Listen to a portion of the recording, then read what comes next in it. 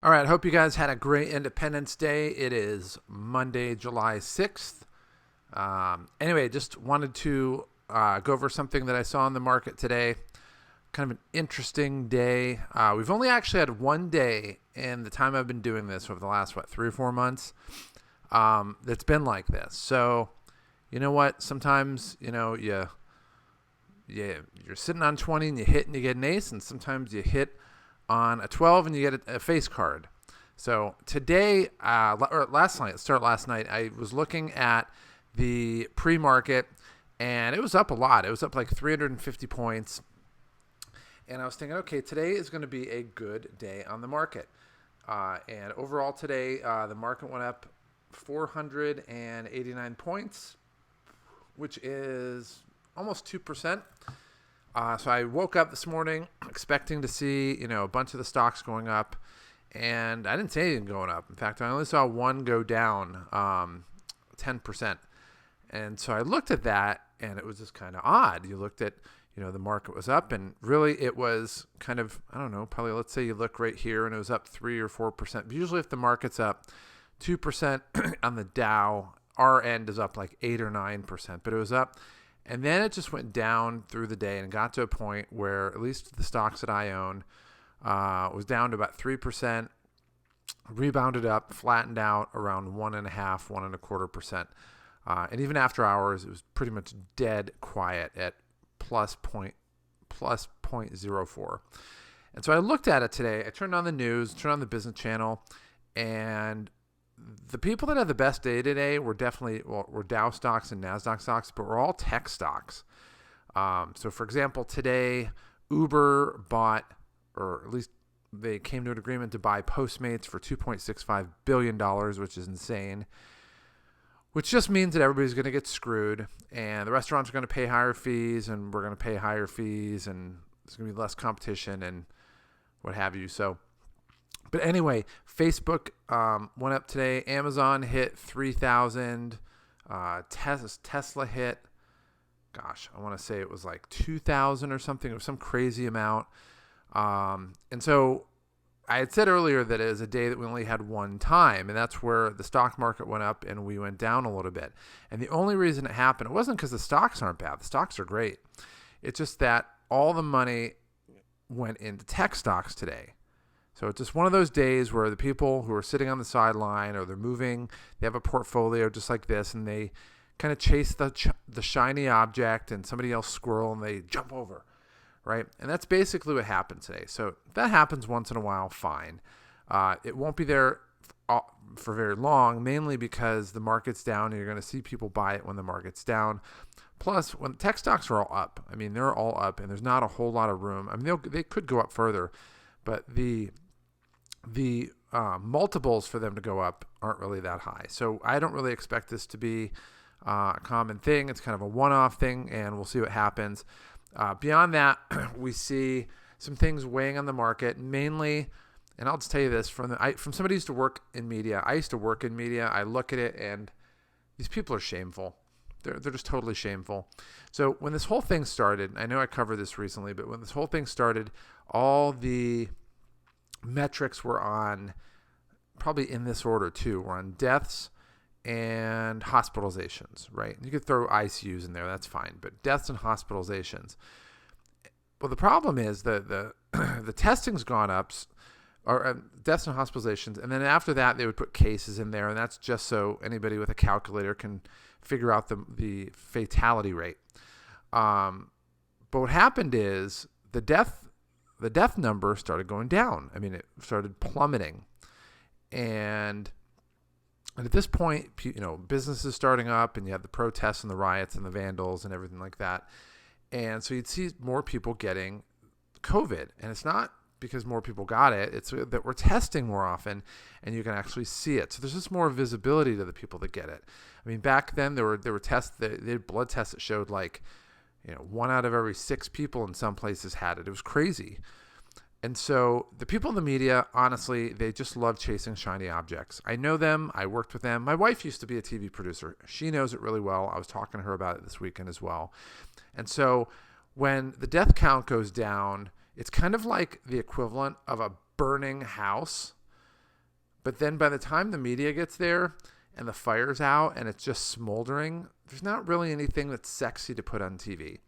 And so they don't. And so they don't really talk about it much. And so when the death numbers are plummeting, they have to look for something else. And so the case numbers are going up. Well, there's a few reasons for that. One is they're testing more. I mean, a lot more. So you're going to get more visibility to who has it.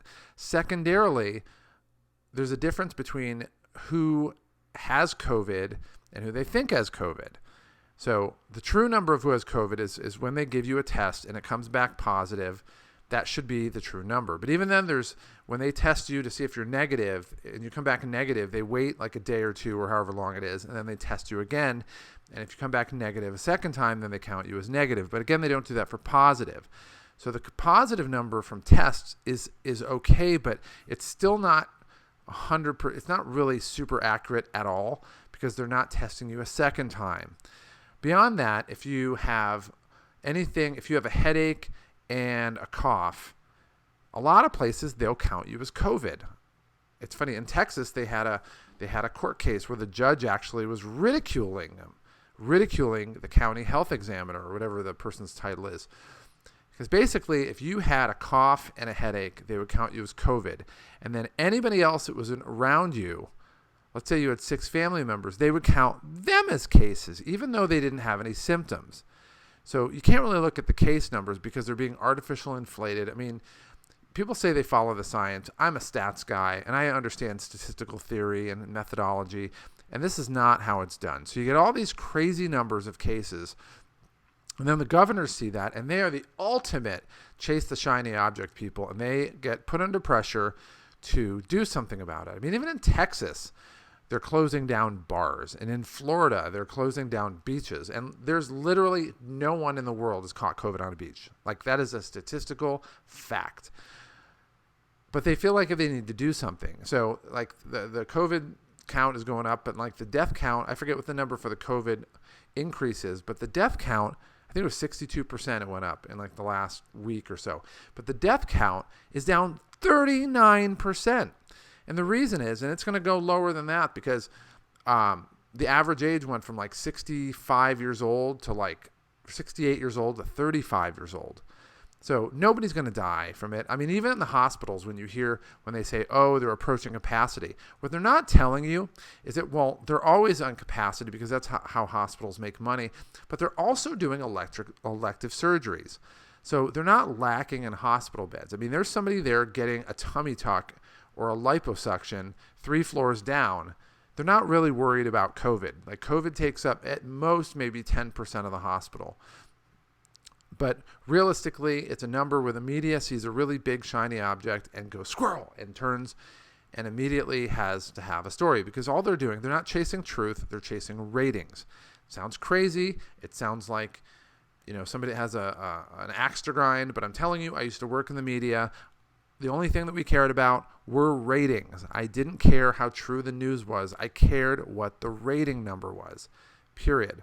So that being said, one of the other things that happened today was there was a court rule, 2 things that happened. So Duke Energy and, I forget the other company's name, Dominion Energy, were putting together a deal to basically deliver natural gas from North Carolina to West Virginia, and Duke Energy kind of has, big footprint in North Carolina, West Virginia, even in Ohio, and they shelved it yesterday. Well, I don't think it's coincidentally. Today, the Supreme Court or a federal judge or a district judge or whatever came back and basically said that the Keystone Pipeline or the Dakota Pipeline, basically they had to shut it down in the next month. And I kind of think they're going to get that. They're going to get that stayed pending appeal because it's a 13-month period for them to complete the step that the judge wants them to complete. And that's not even counting the waiting for the court time. And so I have a feeling that Duke and Dominion kind of caught word that was going to happen, and they basically nixed that deal. So what happens is the oil price, the amount of oil goes, that's going to be there goes down. And what's crazy is that will drive oil prices up. But people just took it the wrong way. So overall today, we had a pretty flat day. If you look at the stocks that we had, it's just basically Christmas, half red, half green. The only ones that really went above 10%, we had One OK or Oniak. I'm not sure which one it is. But they do fractionating, in other words, fracking, transporting, storing, and marketing of natural gas, which will be affected, obviously. And WPX Energy is the exploration and production of oil and natural gas. So those two took a hit because of those last two headlines. And then we had one for Full House Resorts that went down 12% today. That was the biggest down today of anything that I don't even own it, but anything even on my watch list. And they do casinos throughout Las Vegas or throughout Nevada. So anyway, outlier. I'm not really sure why that went down. So overall today, we look at kind of how we're doing today, and we pretty much own everything up top except for Velocity. That's almost up at 4. And we'll talk about kind of, we may put a limit order in for that. We have Dave & Buster's, which I think is going to be a little bit of a longer term play. Texas Hospitality, again, that's the people that do dining, food service, and lodging for the West Texas oil basin. And then we have AVCT, which I've been keeping an eye on. So if that gets down to 3, we're going to put a limit order in on that. But the big mover today, as far as one that we might consider getting one, we have One OK. That's the one that we just looked at. So we might put something in here. And I always like casinos, so I would consider Full House Resorts. But we really don't have anything as far as a notable thing on here as far as either of those two stocks. So for right now, we're going to hold off and see where we're at today. As far as the rest of the day, the market's looking up a little bit today. NASDAQ hits a record global rally or whatever. That's for the tech stocks. But tomorrow, we'll see what happens. I'm going to take a look at this tonight. It may go up, it may go down. The market's been kind of funny today, somewhat unpredictable. But until we get some clarity on kind of where things are going, it's better just to hold tight. And in that case, I will see you tomorrow. To get more information on the sales cheat code, go ahead and click on the subscribe button below. Also, down below in the video description, down there, there's a link that takes you to our website that gives you additional content, some additional freebies that we have, and gives you information on some programs that we have that have been proven to help people to make sales easy so that you can make the kind of money you want, live the lifestyle that you've always wanted, and not have to struggle in the process. And what might be the coolest thing of all is you don't have to put much effort into it. It truly is a cheat code that most people don't know about. And it's a cheat code that can change your life today. So click on the link below and let me help you start to experience these results starting right now.